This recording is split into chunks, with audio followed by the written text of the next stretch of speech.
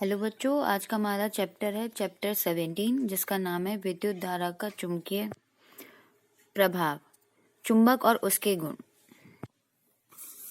तो अगर हम बोलें कि हमारे जो पहले ज़माने में प्राकृतिक रूप से पत्थर को खोजा गया था जिसको हम लेडस्टोन भी कहते हैं। तो ये जो पत्थर था ये लोहे का एक ऑक्साइड था जो कि एक चुंबक के रूप में काम करता था।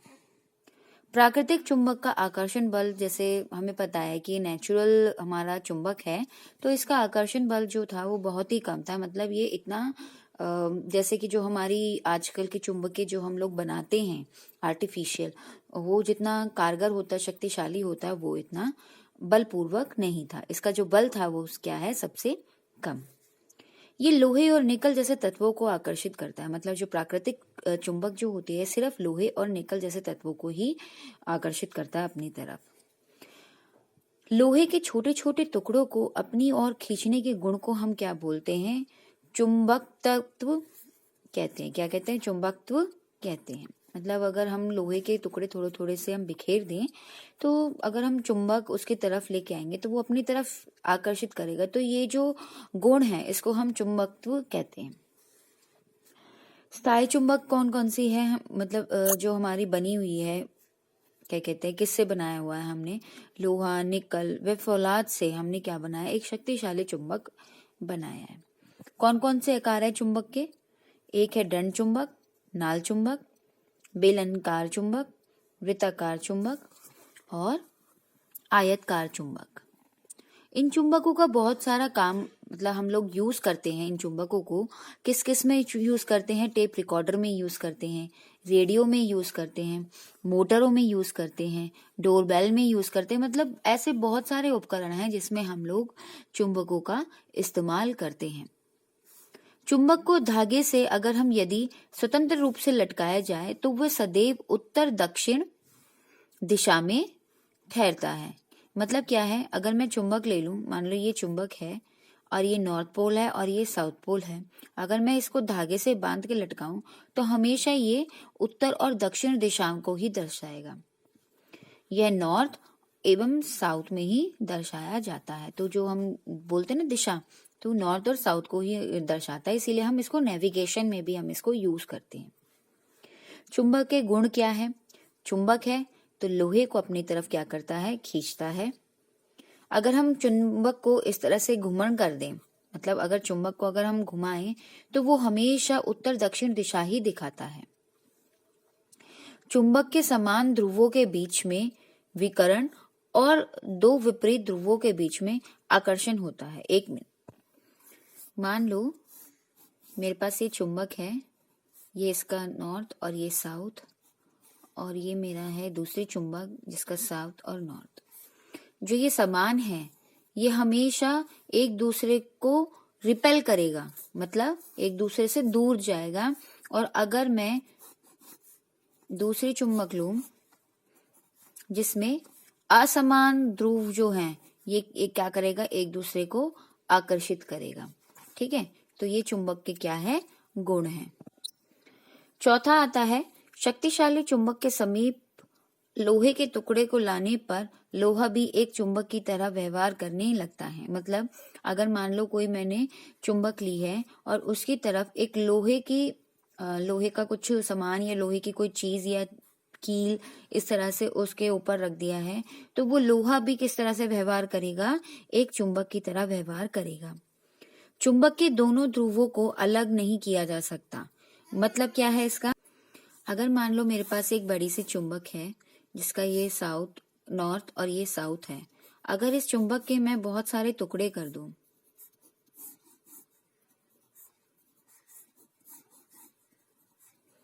तो इनके जो दो ध्रुव हैं ये उन छोटे छोटे टुकड़ों में भी बन जाएंगे और ये कभी एक दूसरे से अलग नहीं होते। मतलब जितने टुकड़े करोगे उतने ही उसके north south north south north south इस तरह से ध्रुव उत्पन्न हो जाते हैं। ये कभी एक दूसरे से अलग नहीं होते हैं। आगे चलते हैं। चुंबकीय क्षेत्र की अवधारणा। चुंबक के चारों ओर का वह क्षेत्र जिसमें चुंबकीय सुई पर बल अघूर्ण लगता है और सुई एक निश्चित दिशा में ठहर जाती है, उसको बोलते हैं चुंबकीय क्षेत्र कहलाता है। क्षेत्र क्या होता है? जैसे कि ये है चुंबक, इस चुंबक के आसपास का जो भी क्षेत्र है वो चुंबकीय क्षेत्र है। मतलब ये जो लाइनें जो बनी हुई हैं, जहां तक ये बनी होगी वो पूरा एरिया क्या है? चुंबकीय क्षेत्र है। अगर मैं कोई मीटर लेके इसके पास लेके जाऊंगी तो वो जो सुई है वो एक निश्चित दिशा में जाके क्या कहते हैं? ठहर जाती है। और वो क्यों ठहर जाती है? चुंबकीय क्षेत्र की वजह से, उसके ऊपर जो प्रभाव पड़ रहा है उसकी वजह से वो क्या करती है? एक निश्चित दिशा में, मतलब नॉर्थ साउथ दिशा में ही जाके वो रुक जाती है, उत्तर दक्षिण दिशा में जाके ही वो रुक जाती है। चुंबकीय क्षेत्र की दिशा को चुंबकीय बल रेखा से दर्शाया जाता है। ये जो बल रेखाएं हैं हमारी, उससे वो दर्शाया जाता है। चुंबकीय बल रेखाओं के निम्न गुण हैं। क्या क्या निम्न गुण हैं? चुंबकीय बल रेखा सदैव उत्तरी ध्रुव से प्रारंभ होकर दक्षिण ध्रुव पर समाप्त हो जाती है। आप ये देख रहे हो कि यहाँ से ये निकलना शुरू हो रही है और कहाँ जाके? दक्षिण में जाके ये समाप्त हो जाती है। यह बल रेखाएं कभी भी एक दूसरे को नहीं काटती है। आपने देखा है कि मैंने ये जो बनाया हुआ है बल रेखा, ये एक दूसरे को कभी भी नहीं काटती है।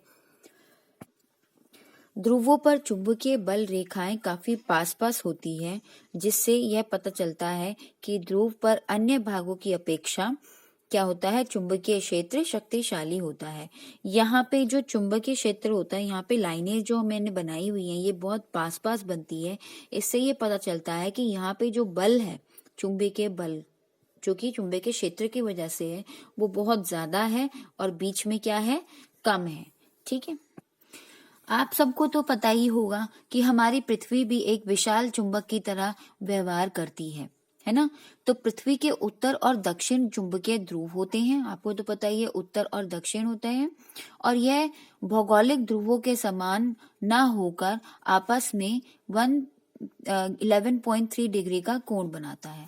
मतलब अगर मैं बोलूं कि हमारा जो ध्रुव है नॉर्थ और यहाँ पे साउथ है, तो हमारा जो पृथ्वी चुंबकीय की वजह से जो हो रहा है नॉर्थ और साउथ, वो कितने का एंगल बना रही है? 11.3 का कोण बना रही है। अब आता है क्षण चुंबक और विद्युत चुंबक। अब क्षण चुंबक तो हमारा होता है बार मैग्नेट, जो कि हमारा नेचुरल होता है, और वो क्या होता है? हमारा स्थायी चुंबक होता है। और इस चुंबक का क्षेत्र जो है वो एक जैसा ही रहता है, हम उसको चेंज नहीं कर सकते। बल्कि विद्युत चुंबक क्या होता है? विद्युत चुंबक वो चुंबक होती है जिसके अंदर अगर हम विद्युत धारा प्रवाहित करते हैं तभी वो चुंबक बनती है, अदरवाइज वो चुंबक नहीं बनती है। विद्युत चुंबक एक अस्थायी चुंबक है। इसका चुंबकत्व उसी समय तक रहता है जब तक इसके अंदर धारा प्रवाहित हो रही है। विद्युत अब हमारा आता है क्षण चुंबक। क्षण चुंबक का क्षेत्र ना तो कभी कम होता है और ना ही कभी ज्यादा होता है, बल्कि हमारा विद्युत चुंबक का जो, अगर हम धारा का मान बदल दें, मतलब अगर उसके अंदर विद्युत धारा ज्यादा प्रवाहित करेंगे तो उसका चुंबकीय क्षेत्र और शक्तिशाली और बढ़ जाएगा, और अगर हम कम कर दें तो उसका चुंबकीय क्षेत्र कम और कम शक्तिशाली हो जाएगा। मतलब इच्छा अनुसार हम उसका चुंबकीय क्षेत्र को चेंज कर सकते हैं, बदल सकते हैं। यह कम शक्ति वाली चुंबक है, मतलब इसका जो प्रभाव है वो बहुत कम है, और इसका प्रभाव हम अपने ऊपर निर्भर है। मतलब मैंने अभी बताया था कि जितना ज्यादा धारा हम इसमें प्रवाहित करेंगे उतना ज्यादा ही ये शक्तिशाली चुंबकीय की तरह काम करेगा। इनके सिरों की जो ध्रुवता है अपने आप नहीं बदलती, मतलब हम उसको बदल नहीं सकते, पर हम इसकी जो क्या कहते हैं, अगर हम धारा जिस दिशा में प्रवाहित कर रही है उस दिशा को बदल दें, मतलब उल्टी दिशा में प्रभावित करें, तो इसकी ध्रुव की जो वो ध्रुव भी क्या हो जाते हैं, वो भी क्या हो जाता है? बदल जाता है। फिर आता है हमारा विद्युत चुंबक, जिसको हम बोलते हैं इलेक्ट्रोमैग्नेट। अभी हमने जो पढ़ा था उसमें क्या करते हैं, हम एक गत्ता ले लेते हैं, उसके चारों तरफ कॉपर की जो है, तांबे की तार को हम उसको घुमा देते हैं, कुंडली बनाते हैं, और उसको एक बैटरी से, और एक बटन होता है जिससे हम इसको चालू या बंद कर सकते हैं। इसके अंदर खोखला होता है जिसके अंदर हम कुछ भी रख सकते हैं। तो विद्युत चुंबक एक ऐसी चुंबक है जिसमें विद्युत धारा के प्रवाह से क्या बन जाता है, ये चुंबकीय क्षेत्र उत्पन्न हो जाता है। यह विद्युत धारा के प्रवाहित होने पर ही क्षण चुंबक की तरह कार्य करता है। मतलब ये क्षण चुंबक, मतलब जो हमारा अभी हमने पढ़ा था कि क्षण चुंबक की तरह कब कार्य करेगा, जब इसके अंदर विद्युत धारा प्रवाहित होगी। इसके चुंबक के ध्रुव भी बदले जा सकते हैं। मतलब क्या हो सकता है कि यहाँ पे अगर नॉर्थ और यहाँ पे अगर साउथ है, तो अगर हम बैटरी की डायरेक्शन चेंज कर दे और करंट को उल्टी दिशा में बहे, तो जो नॉर्थ था वो साउथ हो जाएगा और जो साउथ था वो क्या हो जाएगा, नॉर्थ। मतलब जो उत्तर था वो दक्षिण हो जाएगा और जो दक्षिण था वो क्या बन जाएगा, उत्तर बन जाएगा। तो इस तरह से हम इसका सिरे को भी बदल सकते हैं। चुंबकीय क्षेत्र को बढ़ा भी सकते हैं। अगर कैसे बढ़ाएंगे, इसका चुंबकीय क्षेत्र बढ़ाएंगे कैसे, इसके कोर के अंदर हम क्या डाल देंगे, एक लोहे का कील डाल देंगे या लोहे की कोई भी ऐसी चीज डाल देंगे, जिससे क्या होगा, इसका चुंबकीय या नम लोहे को कोर में या कीलों को कोर में रखकर हम उसका क्षेत्र को क्या कर सकते हैं, बढ़ा सकते हैं। ये कहाँ कहाँ कारगर है, ये मोटर, विद्युत जनरित, घंटी, MRI, इन सब चीजों में हम इसका उपयोग करते हैं। अब आता है हमारा विद्युत घंटी। विद्युत घंटी क्या होती है, इसमें हम नाल का यूज करते हैं। ठीक है, विद्युत चुंबक है जो नाल जैसी है, इसका इस्तेमाल करते हैं। मतलब नाल जैसी है, इसका विद्युत चुंबक का इस्तेमाल करते हैं। यहाँ पे हम क्या करते हैं, तारों को इस तरह से लपेट के ये यहाँ पे एक वो होता है हमारा एमेच्योर संपर्क है यहाँ पे। ठीक है, ये जो है तार, यहाँ से एक स्विच है जिसको हम खोल और बंद कर सकते हैं। यहाँ पे एक AC मेन बैटरी है जो कि इसको क्या करता है, करंट प्रोवाइड करता है। यहाँ पे एक पेच है, जो पेच है ये इस एमेच्योर से कनेक्ट है। ठीक है, इस एमेच्योर से कनेक्ट है और ये भी इससे इस तरह से एक क्या कहते हैं, कनेक्शन है, जो कि क्या है, टेम्पररी है। मतलब इसको ये छोड़ भी सकता है। ठीक है, और इस एमेच्योर के साथ में एक हथौड़ा जुड़ा हुआ है। ठीक है, ये क्या है, हमारा U आकार का एक विद्युत चुंबक है। ठीक है, यहाँ पे हमारा U जो है पावर सप्लाई है, K हमारा स्विच है, A हमारा एमेच्योर है जो कि नम लोहे से बना हुआ है, और B हमारा घंटी है। जब मैं स्विच K को दबाती हूँ, यहाँ से स्विच K है, जब मैं स्विच K को दबाया गया तो तारों में विद्युत धारा प्रवाहित होने लगी। जैसे ही मैंने K को दबाया तो क्या हुआ, यहाँ से करंट फ्लो होना शुरू हुआ। अब करंट कैसे जाएगा, इस तरह से जाके, इस तरह से जाके, ऐसे जाएगा, फिर इधर जाएगा, इधर जाएगा, इधर जाएगा, इधर। तो ये जो है ये क्या करने लग गया, एक विद्युत चुंबक की तरह क्या करने लग गया, काम करने लग गया। अब जब ये विद्युत चुंबक की तरह काम करेगा तो ये एमेच्योर किससे बना हुआ है, नम लोहे से। तो ये क्या करेगा, अपनी तरफ इसको खींचेगा। जैसे ही ये अपनी तरफ इसको खींचेगा तो जो पेच के साथ में इसका कनेक्शन था, है ना, इस पेच के साथ में जो इसका कनेक्शन था वो क्या जाएगा, टूट जाएगा। अब जब ये इसकी तरफ खींचा जा रहा था तो ये जो हथौड़ा है ये भी कहाँ जाएगा, इस तरफ से जाएगा, और टन करके इसमें से एक आवाज आएगी। और जैसे ही टन आवाज आती है, यहाँ से जो कनेक्शन था वो क्या हो गया, खत्म हो गया, और यहीं पे सर्किट क्या हो गया, बंद हो गया, करंट आगे फ्लो नहीं हो पाया। फिर क्या हुआ, ये वापस ये जो विद्युत बना हुआ था, चुंबक का काम कर रहा था, इसका चुंबक तो क्या हो गया, समाप्त हो गया, जिसकी वजह से क्या हुआ, ये जो लोहा था ये वापस अपनी उसी ही पोजीशन पे आने लगा। जैसे ही उसी पोजीशन पे आने लग गया, सर्किट फिर से कंप्लीट हो गया, फिर से करंट इस तरह से प्रवाहित होने लगा, फिर से इसने इसको अपनी तरफ से खींचा, और खींचते के साथ ही क्या हुआ, फिर से एक टन की आवाज आई। जैसी टन की आवाज आई, यहाँ पे जो इसका कनेक्शन था वो क्या हो गया, खत्म हो गया। फिर से क्या हुआ, सर्किट बंद हो गया, जो हमारा करंट फ्लो था वो बंद हो गया। फिर क्या होगा, ये वापस अपनी उसी पोजीशन पे आने लग गया। तो ये प्रोसीजर जो था ये बार बार चलता जाएगा जब तक ये जो स्विच है हम इसको खोल ना दें, मतलब इस स्विच को हम बंद ना कर दें। अभी तो ये चला हुआ है, स्विच ऑन है, जब हम इस स्विच को ऑफ कर देंगे तब क्या होगा, ये घंटी बजनी बंद हो जाएगी, नहीं तो ये काम करता चला जाएगा। तो मैंने बेटा इसी में सब कुछ एक्सप्लेन किया हुआ है, एक बार आप पढ़ लेना। चलो मैं पढ़ ही देती हूँ। जब स्विच के को दबाया गया तो तारों में विद्युत धारा प्रवाहित होने लगी, जिससे विद्युत चुंबक में नॉर्थ और दक्षिण ध्रुव उत्पन्न हो गए। मतलब जैसे यहाँ पे प्रवाहित होने लग गया तो नॉर्थ से कहाँ जाता है, साउथ में, तो नॉर्थ और साउथ बन गया ये। तो ये भी क्या करने लग गया, एक चुंबक की तरह कार्य करने लग गया।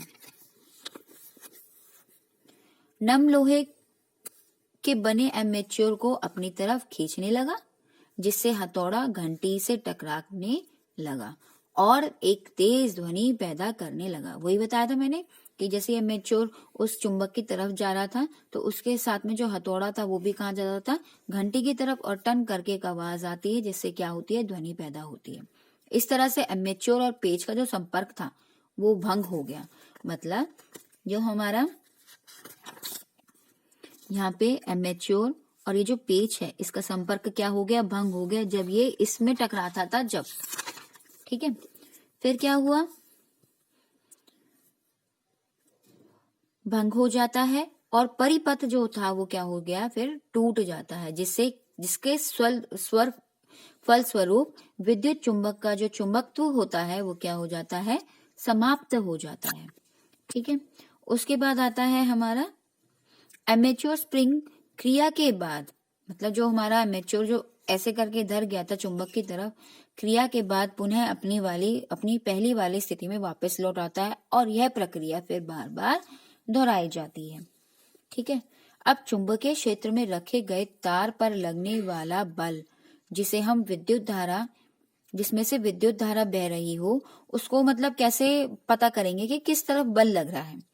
तो बल की दिशा के लिए जो बल की दिशा होती है धारा की दिशा और चुंबकीय क्षेत्र की दिशा के लंबवत होती है। मतलब क्या होता है कि जो ये बल होता है वो मान लो अगर ऐसा है तो ये बल हमारा चुंबकीय क्षेत्र पे भी लंबवत बनाता है और जो हमारा क्या है करंट है उस पे भी क्या बना रहा है, ये लंबवत बना रहा है।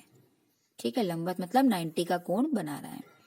तो धारा बढ़ने पर जो बल का परिणाम है वो भी क्या हो जाता है, बढ़ जाता है। अगर मैं करंट को बढ़ा दूं, तेज कर दूं, तो हमारा जो बल है वो भी क्या हो जाता है, बढ़ जाता है।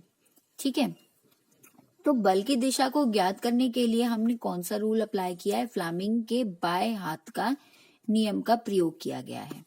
इसमें क्या होता है कि मेरा ये जो बायां हाथ है, ये मेरा बायां हाथ है। ठीक है, इसमें क्या है, ये वाला अंगूठा जो है मेरा, ये वाला जो अंगूठा है ये बल को बताता है।